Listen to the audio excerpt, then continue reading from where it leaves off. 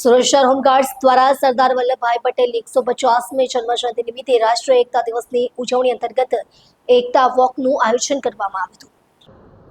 સુરત શહેર home guards commandant doctor પ્રફુલ્લ શિરોયાના માર્ગદર્શન હેઠળ સરદાર પટેલની 150મી જન્મજયંતિ નિમિત્તે એકતા વોકનું ભવ્ય આયોજન થયું હતું. કાર્યક્રમમાં હોમગાર્ડ્સના અધિકારીઓ, એનસીઓ, મહિલા સ્ટાફ અને 7 યુનિટના કુલ 1360 હોમગાર્ડ્સ ભાઈ બહેનો જોડાયા હતા.